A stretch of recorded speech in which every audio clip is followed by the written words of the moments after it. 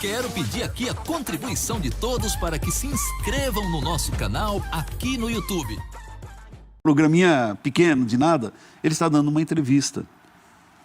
E ao dar entrevista, ele assume o papel de presidente do Santos. E também não é presidente de um timeco, é presidente de um clube importante. Se não fosse por nenhum título que conquistou, só pelo fato de ter tido o maior jogador da história do futebol, já o torna um clube importante. Então, ele se comportou como aquele cara ali que não tem nada, sabe? O torcedor que... Sim. Você pega aí o cara que manda mensagem pra gente, ou seu amigo teu, que chega e começa a falar: mas você viu que os caras meteram a mão, hein? Os caras estão comprados, hein? Pô, os caras estão não sei o quê, diz que o outro ali... É isso que ele fez. Quer dizer, não tem nenhum cabimento, não tem sentido. Uma viajada daquelas, assim, uma coisa tão amadorística, o comportamento do presidente do Santos, sabe? E outra, já que você está falando, falou, não, mas não estou dizendo que é o Flamengo, viu? Então quem que é? É o VAR? Quem que é o seu VAR? Ô, seu VAR, o seu... É o Valdemar? Quem que é? Quem é? É a CBF? É a ONU? É o Papa? É o presidente da República? É o Gaciba? É a Globo? Tem teoria de isso, conspiração pra tudo. porque é interesse da Rede Globo que tem o direito dos competidores. Que isso? Então, é uma bobagem. Bobagem. Aliás, eu aproveito, que aqui dá para falar um pouco mais do que no Sport Center, que tem que ser mais na correria. Ó, vamos lá. De novo, estou dizendo assim, não acredito que haja santos. Opa, não é o Santos Gaso, né? Almas santas no futebol. Tá cheio de espertalhão, a gente sabe que tem um monte de enfim, é um mundo estranho o do futebol. Beleza. Às vezes você pode falar que algum clube é beneficiado, ou então o cara trabalha, vai, digamos, nos bastidores para não ser prejudicado. Tem um cara que fala assim, não, eu não quero ser prejudicado, né? Mas tá, então tem uma vontade espetacular, excessiva em favor de Flamengo e de Corinthians. Porque são os dois times de maior torcida no Brasil, dão mais retorno para a mídia, tem mais índice de audiência e tudo mais. Então, portanto, vamos fazer com que esses times sejam campeões. Vamos trabalhar para isso. Começa a Globo e todos os outros meios de comunicação, evidentemente, mas a gente começa pelo mais forte.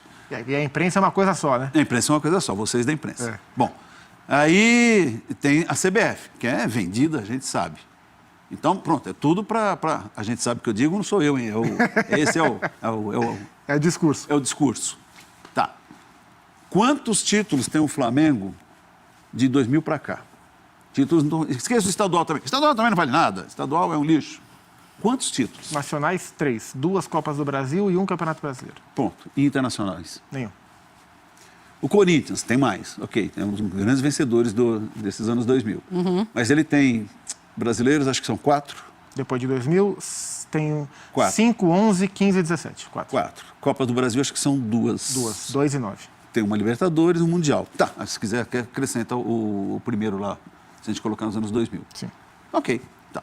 Quantos mundiais foram disputados nesse período? Quantas Libertadores houve? Quantas Copas do Brasil? Quantos Campeonatos Brasileiros? Quantas Sul-Americanas?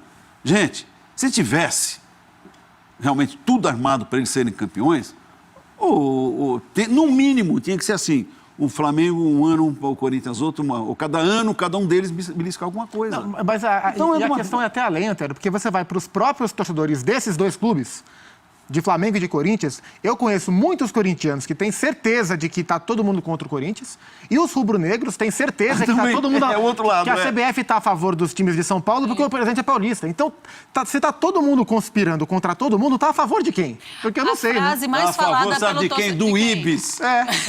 O Ibis. A frase mais falada por torcedor é contra tudo e contra todos. É isso. Isso, é verdade. Todos, eles sempre acham, olha, a gente está sendo prejudicado, mas estamos aqui fortes contra tudo e contra todos, somos unidos e vamos chegar lá. É sempre assim. Agora, o dia que a gente vê o mesmo presidente Pérez, que está reclamando do lance do VAR a favor do Flamengo, vir a público falar o dia que o seu time foi beneficiado pelo VAR contra o Atlético Paranaense, por exemplo, aí essa crítica dele vai ter o meu respeito. O dia que o Maurício Gagliotti vier a público falar, por exemplo, o jogo seguinte que ele reclamou do VAR, teve o lance do Felipe Melo no Igor Rabelo, que eu nem tenho convicção se foi pênalti ou não, mas que o VAR nem chamou o árbitro para checar e ele se calou.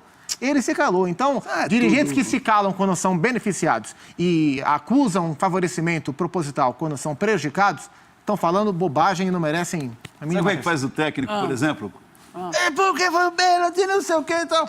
Aí outro dia, mas e aquele lance que foi pênalti duvidoso pro seu time? Você sabe que eu estava meio longe ali, sentado, a distância não dá para entrar. É, tudo, um monte de cascatolândia. Mas qual é a resposta? O que disse o Thiago Simonetti. Pois é, foi o que disse o Thiago. Isso que nós estamos falando, tudo aqui, isso tudo aqui, ele resumiu no seguinte: quem vai dar o título para o Flamengo é o Santos. Santos? Porque mandou Bruno Henrique e Gabigol para lá, pegou o Pará e Uribe e ainda ganhou do Palmeiras. Ponto final. Depois dessa, eu assino. Para mim foi uma das frases mais bacanas que eu já ouvi. E faz sentido. Olha, Marcelo Montenegro está dizendo que esse Pérez é chorão. Segue o líder, tchau, obrigado. O Marcos está dizendo similaridade antes do VAR e agora com o VAR. Antes ajudou muito o Corinthians e agora o Flamengo. Ou não? Olha lá. O Rony Roger, ele diz assim, a muleta do futebol brasileiro é a teoria da conspiração. Sempre. É ou não é? Lembra da Copa de 98? Estava vendida, não foi?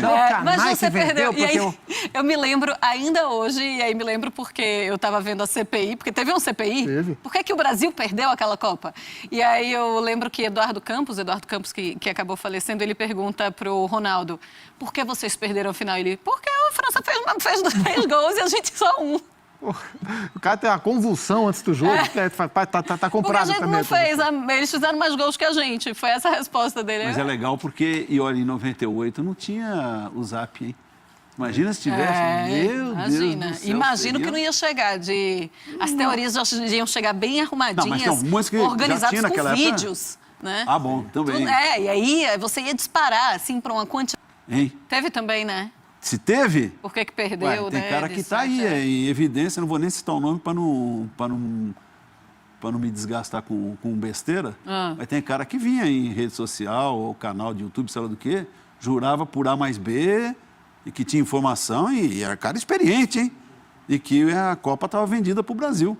Que o Brasil ia ser campeão. Pra ver que não pagaram a última parcela, então. Cara que tá aí, tem, cara popular. Dividido em 3, faltou o último boleto, venceu e não pagaram. Então toma. Cara que tá aí, tá enganando ainda. Ainda no assunto arbitragem, já está definida, então, a arbitragem para Libertadores. Então, o jogo de Boca e River vai ser o brasileiro Wilton Sampaio apitando e o jogo entre Flamengo e Grêmio vai ser o argentino Patrício Lostal. Então é o argentino para o brasileiro para os times argentinos. Já tinha acontecido isso no jogo de ida. O Klaus apitou o Superclássico argentino e o Néstor Pitana apitou o Grêmio e Flamengo. Eu gosto. Os dois árbitros argentinos, tanto o Néstor Pitana quanto o Patrício Lostal, são grandes árbitros. O Pitana ainda é melhor. O Pitana, para mim, é um dos melhores árbitros do mundo hoje. Não por acaso, o Pitana apitou a abertura e final da última Copa. Pela primeira vez na história, o árbitro trabalhou na abertura e na final. E ainda apitou a final de Copa América. E apesar de ter sido um jogo polêmico, com lances de VAR, de Grêmio e Flamengo, acho que ele fez um bom trabalho. Gosto, acho que o Patrício Lostal é um bom árbitro para Flamengo e Grêmio, que tende a ser um jogo bem pegado.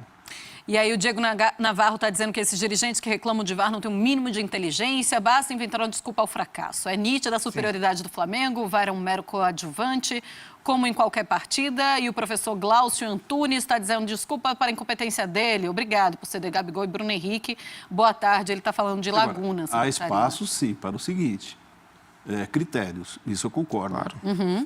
Como falta critério na nossa arbitragem, se estende para o VAR. Há lances em que há dúvida, para quem está acompanhando, e para o VAR, nada. Sim. Né? Então, isso sim, isso acho que a gente pode discutir, critérios no VAR. E o VAR, lembra quando apareceu, a gente falava isso aqui. O VAR, ainda, quem está por trás é gente. Que mesmo com imagem, ou até com recursos mais sofisticados do que aqueles que a gente vê na transmissão da televisão, podem errar. E a gente tem visto que há esse tipo de erro também. Então, claro, o VAR, ele impede injustiças, ok. Na verdade, essa é a origem dele. Evitar que uma partida, uma competição seja definida por um erro, né? Um erro de arbitragem. Mas ainda assim há erros também, mesmo com o VAR.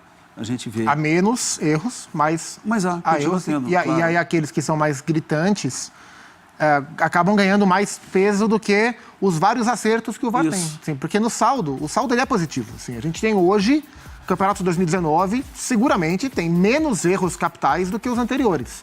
Agora, os erros capitais que tem, mesmo com o VAR, eles ganham uma proporção maior do que aqueles lances que o VAR impede que aconteça. E a gente vai continuar falando aqui, a Renata vai ficar vindo aqui, a gente vai continuar mostrando exatamente.